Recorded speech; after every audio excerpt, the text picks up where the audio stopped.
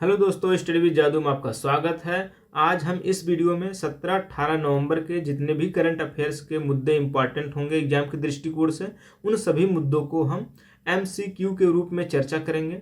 इसके पहले वाले वीडियो में हम 16 नवंबर तक के करंट अफेयर्स की चर्चा कर चुके हैं। तो आइए आज से यह MCQ की सीरीज को हम शुरू करते हैं। तो आज का हमारा पहला MCQ है करंट अफेयर्स पे, गरुड़ अभ्यास। गरुड़ अभ्यास 2025 द्विपक्षीय हवाई अभ्यास का 8वां संस्करण कहाँ आयोजित किया जा रहा है? तो इसके विकल्प हैं बंगलुरु भारत में, मार्ट डे मार्सन फ्रांस में, टुलूज फ्रांस में, जोधपुर भारत में। तो इसका उत्तर क्या है? इसका उत्तर है मार्ट डे मार्सन फ्रांस में। इसका आयोजन फ्रांस में किया जा रहा है। तो आइए डिटेल से देखते हैं। अभ्यास गरुड़ 2025 का आयोजन 16 से 27 नवंबर तक फ्रांस के मार्ट डे मार्सन एयरबेस में किया जा रहा है, जिसमें भारतीय वायुसेना के सुखोई M30 MKI फ्रांसीसी लड़ाकू विमानों के साथ जटिल हवाई युद्ध परिदृश्यों में भाग लेंगे। तो यह फैक्ट भी इंपॉर्टेंट है कि भारत की तरफ से सुखोई 30 MKI लड़ाकू विमान भाग ले रहा है। तो फ्रांस की राजधानी कहाँ है? तो फ्रांस की राजधानी कहाँ है? पेरिस। ठीक है। अगला हमारा प्रश्न है 47वें जमनालाल बजाज फाउंडेशन पुरस्कार में रचनात्मक कार्य हेतु किसे सम्मानित किया गया है? तो ऑप्शन है आपके PM मुरुगेसन, त्रिवेणी आचार्य, हसमुख बाबूभाई पटेल। डी ऑप्शन है सेकाचेवा ल्यूडमिला लियोनिदोवना। तो इसका उत्तर क्या होगा? इसका उत्तर है हसमुख बाबूभाई पटेल। तो आइए हम डिटेल देखते हैं। 47वें जमनालाल बजाज फाउंडेशन पुरस्कार में रचनात्मक कार्य हेतु पुरस्कार गुजरात के हसमुख बाबूभाई पटेल को प्रदान किया गया है। यह पुरस्कार गांधीवादी आदर्शों पर कार्य करने वाली हस्तियों को दिए जाते हैं। तो ये इंपॉर्टेंट है कि किस लिए दिए जाते हैं। तो गांधीवादी आदर्शों पर रचनात्मक कार्य जो करते हैं उनको यह पुरस्कार प्रदान किया जाता है। तो यह पुरस्कार पाने वाले कौन हैं? हसमुख बाबूभाई पटेल। ये कहाँ के हैं? गुजरात के। अगला प्रश्न है अंतर्राष्ट्रीय गीता जयंती महोत्सव 2025 के तहत विदेश मंत्रालय और KDA मतलब है कि कुरुक्षेत्र विकास प्राधिकरण विदेश मंत्रालय और KDA द्वारा अब तक किन 5 देशों में कार्यक्रम आयोजित किए जा चुके हैं? तो ऑप्शन है आपके A अमेरिका, रूस, Fiji, Japan, Singapore. B option है फिजी, जापान, सऊदी अरब, इंडोनेशिया, डेनमार्क। सी ऑप्शन है Nepal, Bhutan, Japan, Brazil, Denmark. D option है सऊदी अरब, रूस, फिजी, थाईलैंड, ऑस्ट्रेलिया। तो इसका उत्तर है बी फिजी, जापान, सऊदी अरब, इंडोनेशिया और डेनमार्क। इसका आयोजन किया जा चुका है गीता जयंती महोत्सव का। तो डिटेल देखते हैं। गीता जयंती महोत्सव 2025 के अंतर्राष्ट्रीय आयोजन विदेश मंत्रालय तथा कुरुक्षेत्र विकास प्राधिकरण द्वारा कुल 51 देशों में किए जा रहे हैं, जिनमें फिजी, जापान, सऊदी अरब, इंडोनेशिया और डेनमार्क में कार्यक्रम सफलतापूर्वक संपन्न हो चुके हैं। तो इसमें एक फैक्ट यह भी इंपॉर्टेंट है कि कितने देशों में किए जा रहे हैं। तो 51 देशों में किए जा रहे हैं। तो आप हमें कमेंट सेक्शन में बताइए कि इन सब की राजधानी क्या है? फिजी, जापान, सऊदी अरब, इंडोनेशिया, डेनमार्क। क्योंकि राजधानी पर प्रश्न हमेशा 1-2 आपको देखने को मिल जाते हैं। अगला हमारा प्रश्न है GI टैग पे। तो GI टैग प्राप्त करने वाला मथुरा का तीसरा उत्पाद कौन सा है? तो ऑप्शन है आपके पहला मथुरा पेड़ा, सांझी कला, ठाकुर जी की जरी पोशाक, मथुरा का रंगोली कार्य।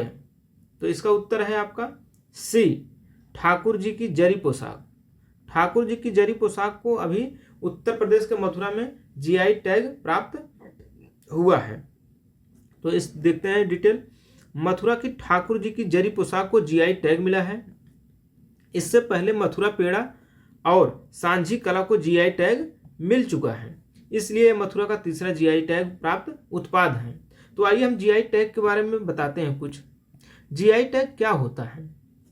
तो GI टैग किसी क्षेत्र के विशिष्ट उत्पादों को दिया जाता है। क्यों दिया जाता है? क्योंकि वहाँ के जो डुप्लीकेट उसके बनते हैं उन पे रोका जा सके और जो उन उत्पादों में संलग्न हैं उन्हें लाभ प्राप्त मिल सके अच्छे से, और उन वस्तुओं या हस्तशिल्प हो या कोई खाद्य पदार्थ हो उन सभी की गुणवत्ता अच्छी रहे और उसे अंतर्राष्ट्रीय स्तर पर प्रसिद्धि मिले। तो जैसे हमारे काला नमक चावल जो है ये भी जीआई टैग प्राप्त एक खाद्य पदार्थ है, खाद्य चावल है, जिसका अंतर्राष्ट्रीय स्तर पर निर्यात किया जाता है, जिससे क्या होता है कि उसकी महत्व बढ़ता है और उनके जो उन सब क्षेत्रों में लगे होते हैं उनकी आय भी बढ़ती है। तो यह जीआई टैग है।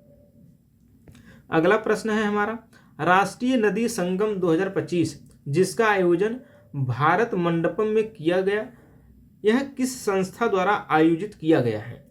तो आपके ऑप्शन है जल शक्ति मंत्रालय, भारतीय नदी परिषद, केंद्रीय प्रदूषण नियंत्रण बोर्ड, डी ऑप्शन है राष्ट्रीय जल विकास एजेंसी। तो इसका उत्तर है भारतीय नदी परिषद। यह भारतीय नदी परिषद के द्वारा भरत मंडपम में आयोजित किया गया है। तो एक्सप्लेनेशन देखते हैं। भारत मंडपम में आयोजित राष्ट्रीय नदी संगम 2025 का आयोजन भारतीय नदी परिषद द्वारा किया गया है, जिसमें नदियों और जल स्रोतों के संरक्षण में जुटे 12 नदी योद्धाओं को सम्मानित भी किया गया है। तो ये इंपॉर्टेंट नहीं है कि नदी योद्धा कौन कौन से हैं, किस संस्था के द्वारा आयोजित किया गया है और कहाँ आयोजित किया गया है, यह इंपॉर्टेंट है। तो भरत मंडपम नई दिल्ली में यह आयोजित किया गया है भारतीय नदी परिषद के द्वारा। अगला हमारा करंट अफेयर्स है, नासिक त्रयंबकेश्वर सिंहस्थ कुंभ जिसके लिए महाराष्ट्र सरकार ने 6000 करोड़ रुपए की परियोजनाओं का शिलान्यास किया है, यह किस विशेष योग के दौरान 75 वर्षों के बाद आ रहा है? तो ऑप्शन है आपके ए सप्तऋषि योग, बी ऑप्शन है अमृत सिद्धि योग, सी ऑप्शन है त्रिखंड योग और डी ऑप्शन है महासंयोग। तो इसका उत्तर क्या है? इसका उत्तर है त्रिखंड योग। त्रिखंड योग जो है 75 वर्षों के बाद आ रहा है, जिसके लिए महाराष्ट्र सरकार ने 6000 करोड़ रुपए की परियोजनाओं का शिलान्यास किया है। यह नासिक के त्रयंबकेश्वर सिंहस्थ कुंभ है। तो ये हमको पता है नासिक के त्रयंबकेश्वर से गोदावरी नदी का उद्गम भी होता है और यहाँ पे कुंभ मेले का आयोजन किया जाता है। कुंभ मेले हमारे 4 जगह पे आयोजित किया जाता है। पहला है प्रयागराज जहाँ पे गंगा यमुना का संगम है वहाँ पे। दूसरा है हमारा उज्जैन क्षिप्रा नदी के तट पे। तीसरा है हमारा नासिक में यह है हमारा गोदावरी नदी के तट पे आयोजित होता है। और चौथा है हमारा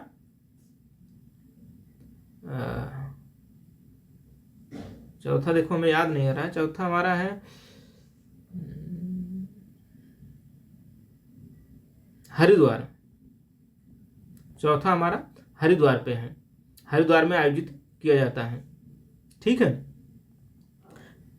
तो नासिक त्रयंबकेश्वर सिंहस्थ कुंभ 75 वर्षों बाद आने वाले त्रिखंड योग के दौरान आयोजित होगा, जिसकी शुरुआत 31 अक्टूबर 2026 को होगी। अगला हमारा करंट अफेयर्स है, नवंबर 2025 को भारत के किस महिला क्रिकेटर को पुलिस में डीएसपी के पद पर नियुक्त किया गया है? तो कभी कभी व्यक्तित्व के रूप में ऐसे प्रश्न एग्जाम में देखने को मिल जाते हैं। तो इसके ऑप्शन है विराट कोहली, मेहुल चोकसी, दीप्ति शर्मा, रोहित शर्मा। तो इसका उत्तर है दीप्ति शर्मा। अभी वर्ल्ड कप फाइनल में महिला क्रिकेट टीम विश्व विजेता बनी है, तो उसमें दीप्ति शर्मा ने एक अच्छा रोल अदा किया था। तो उनको जो है डीएसपी के पद पर जो है नियुक्त किया गया है।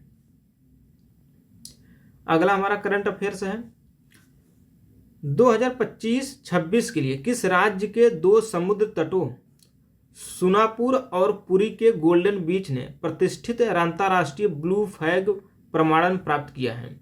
तो आपके ऑप्शन है तमिलनाडु, बी ऑप्शन है केरल, सी ऑप्शन है उड़ीसा और डी ऑप्शन है आंध्र प्रदेश। तो इसका उत्तर क्या है? इसका उत्तर है उड़ीसा। उड़ीसा के सोनापुर और पुरी गोल्डन बीच ने ब्लू फ्लैग प्रमाणन प्राप्त किया है। तो एक्सप्लेनेशन देखते हैं। सोनापुर समुद्र तट को लगातार तीसरी बार और पुरी के गोल्डन बीच को लगातार 7वीं बार यह ब्लू फ्लैग प्रमाणन मिला है, जो कि सर्वोच्च स्वच्छता, सुरक्षा और पर्यावरणीय गुणवत्ता मानकों का प्रतीक है। अगला हमारा करंट अफेयर्स है। रौलाने महोत्सव किस राज्य में मनाया जाता है? तो रौलाने महोत्सव किस राज्य में मनाया जाता है? इसका ऑप्शन है आपका उत्तराखंड, बी ऑप्शन है सिक्किम, सी ऑप्शन है हिमाचल प्रदेश और डी ऑप्शन है अरुणाचल प्रदेश। तो इसका उत्तर है हिमाचल प्रदेश। एक्सप्लेनेशन देखते हैं। यह 5000 वर्ष पुराना त्योहार हिमाचल प्रदेश के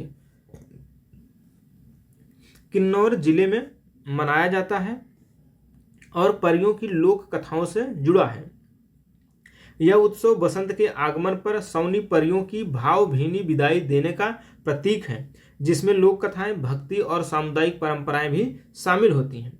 रौला और रौलाने नामक 2 पुरुष नागिन नारायण मंदिर में विशेष नृत्य और प्रतीकात्मक अनुष्ठान करते हैं। यह इस उत्सव की मुख्य परंपरा है। आप इस इमेज में देख पा रहे होंगे कि रौला और रौलाने नामक 2 पुरुष हैं जो कि किसी मंदिर में विशेष नृत्य करते हैं। भारतीय प्राणी सर्वेक्षण हमारा अगला करंट अफेयर्स है। भारतीय प्राणी सर्वेक्षण द्वारा आंध्र प्रदेश के तिरुमाला पर्वतों में खोजी गई नई गेको प्रजाति का वैज्ञानिक नाम क्या है? तो ऐसे जब प्रजातियां चर्चे में रहती हैं करंट अफेयर्स में, तो उनके वैज्ञानिक नामों को पूछ लिया जाता है कि उनका वैज्ञानिक नाम क्या है। यह पीसीएस और अन्य एग्जामों में भी पूछे जाते हैं। तो इसका उत्तर क्या है? तो ऑप्शन है आपके पहले Hemiphyllodactylus Tirumala, Hemiphyllodactylus bharatensis, Hemiphyllodactylus Venkatadri species 9, D option है हेमीफिलियोडैक्टाइल्स शेषाचलम। तो इसका उत्तर है हेमीफिलियोडैक्टाइल्स वेंकटाद्री स्पीसीज 9। एक्सप्लेनेशन देखते हैं। हेमीफिलियोडैक्टाइल्स वेंकटाद्री स्पीसीज 9 नई प्रजाति की तिरुमाला के पवित्र वेंकटाद्री पर्वतों के सम्मान में यह नाम दिया गया है। यह पतली छिपकली गेको प्रजाति शेषाचलम बायोस्फीयर रिजर्व के भीतर पाई गई है। देखिए यहाँ पे एक फैक्ट आपको और मिल गया कि शेषाचलम बायोस्फीयर रिजर्व कहाँ है। तो यह आंध्र प्रदेश में है। आंध्र प्रदेश में है। यूनेस्को ने इसे 2010 में इसे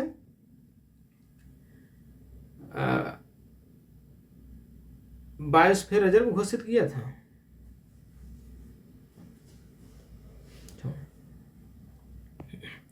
अगला हमारा करंट अफेयर्स है। इसरो अध्यक्ष वी नारायण के अनुसार चंद्रमा के नमूने वापस लाने का प्रयास करने वाला भारत का जटिल मिशन चंद्रयान 4 किस वर्ष प्रक्षेपित किया जाएगा?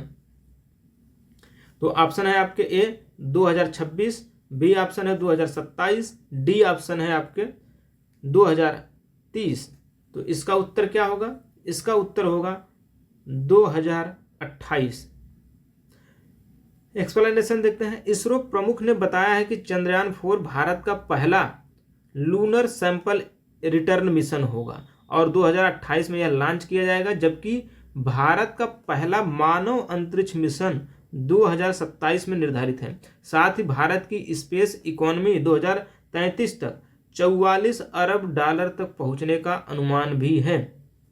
इसमें आपको 2 फैक्ट मिले कि यह पहला लूनर सैंपल रिटर्न मिशन होगा जो कि 2028 में लॉन्च किया जाएगा और भारत का पहला मानव अंतरिक्ष मिशन होगा 2027। ठीक है। अगला हमारा करंट अफेयर्स है। हाल ही में अमेरिकी रक्षा सचिव पीट हेगसेथ ने लैटिन अमेरिका में किस उद्देश्य से ऑपरेशन साउदर्न स्पीयर नामक सैन्य अभियान की घोषणा की है? तो ऑप्शन है आपके साइबर सुरक्षा क्षमताओं को बढ़ाने के लिए, बी ऑप्शन है मानव तस्करी गिरोहों को रोकने के लिए, सी ऑप्शन है नार्को आतंकवादियों को हटाने के लिए, डी ऑप्शन है समुद्री व्यापार मार्गों की सुरक्षा हेतु। तो इसका उत्तर है नार्को आतंकवादियों को हटाने के लिए। ठीक है। तो एक्सप्लेनेशन देखते हैं। ऑपरेशन साउदर्न स्पीयर एक अमेरिकी सैन्य अभियान है जिसकी घोषणा रक्षा सचिव पीट हेगसेथ ने की है। यह अभियान विशेष रूप से लैटिन अमेरिका में सक्रिय नार्को आतंकवादी समूहों को समाप्त करने, ड्रग्स तस्करी नेटवर्क पर प्रहार करने और क्षेत्रीय सुरक्षा को मजबूत करने के उद्देश्य से शुरू किया गया है। ठीक है, अगला हमारा करंट अफेयर्स है। ग्रामीण विकास मंत्रालय ने हाल ही में वाटरशेड महोत्सव का आयोजन कहाँ किया है? तो ऑप्शन है आपके भुवनेश्वर, बी ऑप्शन है गुंटूर, सी ऑप्शन है भोपाल, डी ऑप्शन है जयपुर। तो इसका उत्तर क्या होगा? इसका उत्तर होगा गुंटूर, आंध्र प्रदेश। एक्सप्लेनेशन देखते हैं। आंध्र प्रदेश के गुंटूर में इस कार्यक्रम का शुभारंभ किया गया है जिसका उद्देश्य क्या है? जल संरक्षण और जल ग्रहण प्रबंधन को बढ़ावा देना। तो आंध्र प्रदेश की राजधानी कहाँ है? अमरावती। कहाँ है? अमरावती। और अगला करंट अफेयर्स है। मूर पुरस्कार 2025 की संक्षिप्त सूची में भारत से किस लेखिका का नाम शामिल हुआ है? तो ऑप्शन है आपके चित्रा बनर्जी दिवाकरुणी, बी ऑप्शन है झुम्पा लाहिड़ी, सी ऑप्शन है नेहा दीक्षित और डी ऑप्शन है अनुराधा भगत। तो इसका उत्तर है नेहा दीक्षित। नेहा दीक्षित को मूर पुरस्कार 2025 की संक्षिप्त सूची में शॉर्टलिस्ट कर लिया गया है। तो उनका थोड़ा डिटेल्स हम देखते हैं। नेहा दीक्षित को उनकी प्रभावशाली साहित्यिक एवं खोजी लेखन शैली के लिए इस वर्ष की सूची में शामिल कर लिया गया है। यह कैसे शामिल किया जाता है, इसकी पात्रता क्या होती है?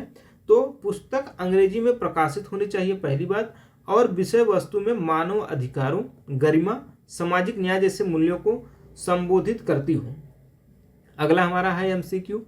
हाल ही में डॉक्टर जितेंद्र सिंह के अनुसार भारत कितने पेटेंट फाइल कर दुनिया का छठा सबसे बड़ा पेटेंट फाइलर बन गया है? तो ऑप्शन है आपके 42,000, बी ऑप्शन है 50,000, सी ऑप्शन है 64,000, डी ऑप्शन है 70,000। तो इसका उत्तर है सी 64,000। 64,000 पेटेंट फाइल करके भारत दुनिया का छठा सबसे पेटेंट होल्डर बन गया है। एक्सप्लेनेशन देते हैं। भारत ने 64,000 से अधिक पेटेंट फाइल किए हैं जिससे वह दुनिया में पेटेंट फाइलिंग के मामले में छठे स्थान पर पहुंच गया है। यह भारत की नवाचार क्षमता और अनुसंधान गतिविधियों में तेजी से वृद्धि को दर्शाता है। तो पेटेंट क्या होता है? पेटेंट जैसे हम कोई आविष्कार करते हैं, कोई एकदम अलग नवाचार करते हैं जो सामाजिक मूल्यों के दृष्टिकोण से लाभदायक हो, तो उन्हें हम पेटेंट देते हैं। पेटेंट ये अमूमन 20 वर्षों तक दिया जाता है। और पेटेंट किस पे नहीं दिया जाता है? पेटेंट जो है, जैसे कोई पहले से आविष्कार हुआ है उसमें थोड़ा बहुत संशोधित करके फिर उस पर पेटेंट लेंगे, तो ऐसे पेटेंट नहीं मिलता। पेटेंट लेने के लिए जरूरी है कि वह एकदम मौलिक रूप से नवाचार हो, तब उसको पेटेंट दिया जाता है। ठीक है, तो आज के हमारे इतने करंट अफेयर्स के मुद्दे इंपॉर्टेंट थे जिन्हें हम एमसीक्यू के रूप में चर्चा किए हैं। तो आपको अच्छा लगा हो तो वीडियो को लाइक, शेयर और सब्सक्राइब कीजिए। धन्यवाद।